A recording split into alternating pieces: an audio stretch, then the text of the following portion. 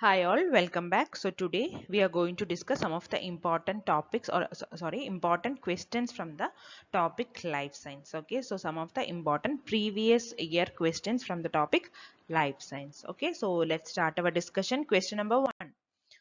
Zika is the first vaccine for Zika virus unveiled by. Okay, so option A, Daiichi Sankyo Japan. Option B, Biocon India. Option C, Astellas Pharma Japan. And option D, Bharat Biotech India.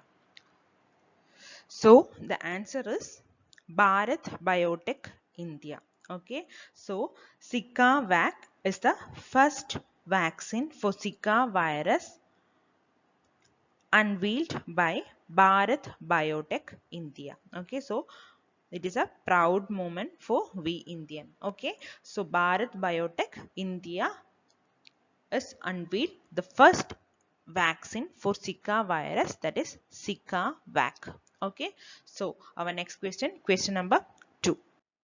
What is the harmful chemical present in tobacco? So the harmful chemical present in tobacco is option A, nicotine. Okay, so nicotine is a harmful chemical present in the tobacco, and it is a stimulator. It is a stimulator of the parasympathetic system,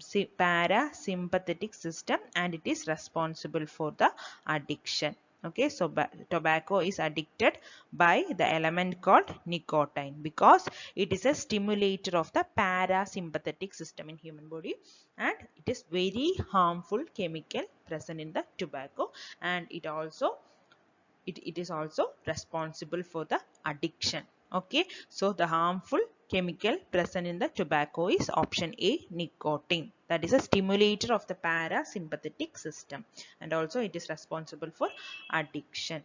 Okay, clear? So next question number 3. Which of these organs is not vestigial? Okay, so what is vestigial organs? Vestigial organs are the organs that once were useful in animal's body. Okay, millions of years ago, that organs were useful in an animal's body, but now they are useless or very close to useless. Okay, so options are option A, ear muscles, option B, brain, option C, appendix, option D, wisdom teeth. So our question is, which of these organs is not vestigial? Okay, so option B is our answer because brain is using by human now also. Okay, whereas the ear muscles, appendix, wisdom teeth are useless or very close to useless. Is it clear? So the vestigial organ are the organs that once were useful in animals body millions of years ago, but now they are useless or very close to useless. So three among them are ear muscles, appendix, and wisdom tooth. Whereas brain are the, in this option, brain is not the vestigial organ. Is it clear?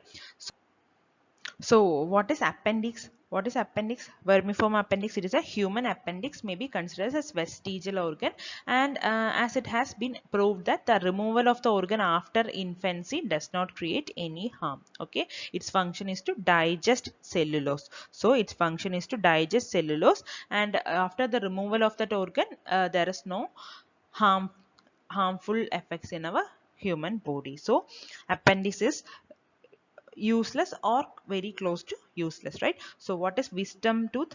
Wisdom tooth are no longer totally necessary. Okay, today humans cook food to soften it. Okay, and we can cut and crush it with the utensils, or so it is not that much important. Wisdom tooth is not that much important, so at this time they are vestigial. Okay, early human needed to chew coarse hearty foods, and they required a border jaw. Okay, wisdom teeth grew in to give the more chewing power of this purposes. Now we are using grinding machines, crushing and all, so we are there is no longer totally necessary for the wisdom teeth. Okay, and like that ear muscles are no longer is very useful for the human ear. Okay, so next question number 4.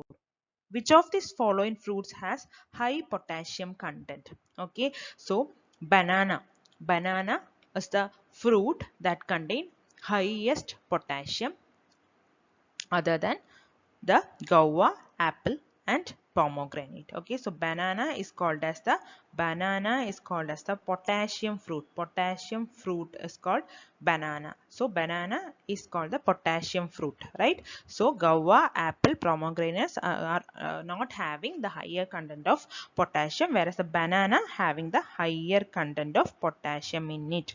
Okay, and almost very small banana, very small, one very small banana, it contains 6% of the daily potassium values. Okay, so then a small, for a very small banana contains 6% of potassium. Small banana contains 7.7% of the daily potassium. Okay, one medium banana contains 8.9% of the daily potassium. One large banana contains 10% of the daily potassium, and one extra large banana contains 11.6% of the daily potassium. Okay, so the potassium fruit is known as banana. Okay, so banana is the potassium fruit. Okay, so which of the following fruits has high potassium content? It is our banana. Okay, so next question, question number 5. Which of the following bears flowers and fruits only once in its lifetime?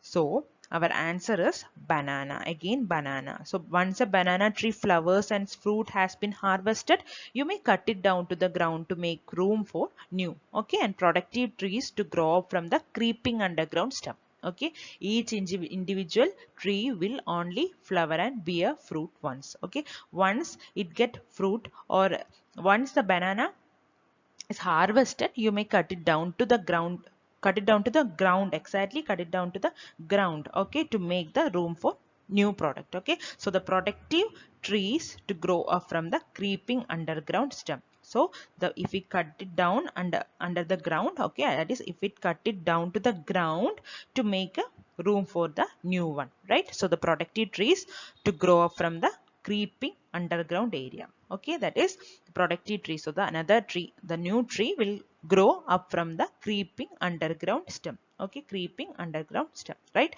So the banana plant is the, or a banana tree are the one which bears flowers and fruits only once in a lifetime. And also there is another tree called as bamboo. Okay, bamboo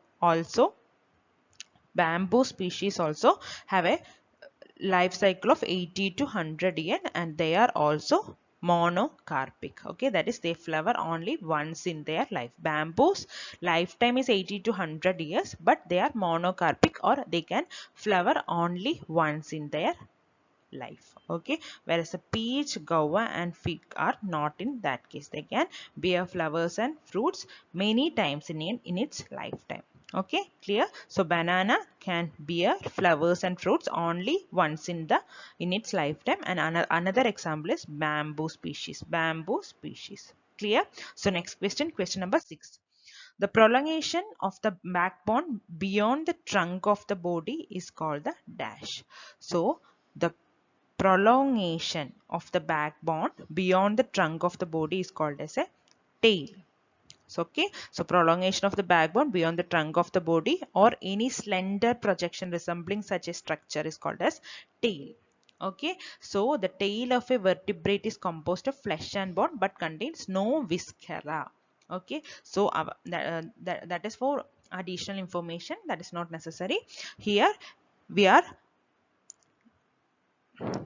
the question is, the prolongation of the backbone beyond the trunk of the body is called as tail. Okay, it is not spine, it is not fin, it is not wing, it is tail is the backbone beyond the trunk of the body. Okay, so tail. Answer is option D, tail.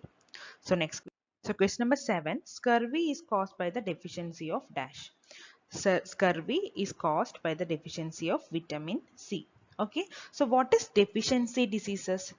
What is deficiency diseases? The disease that are caused due to the lack of certain essential nutrients like vitamins and minerals. Okay, so it is called as deficiency diseases. Okay, the lack of certain essential nutrients like vitamins and minerals in one's diet for a prolonged period of time is called as deficiency diseases. So a balanced diet is very important for a person to have good health. Okay, so any imbalance in diet may lead to the deficiency diseases. So some of the examples are: due to the deficiency of vitamin A, the deficiency diseases occurred as night blindness. Night blindness is due to the deficiency of vitamin A.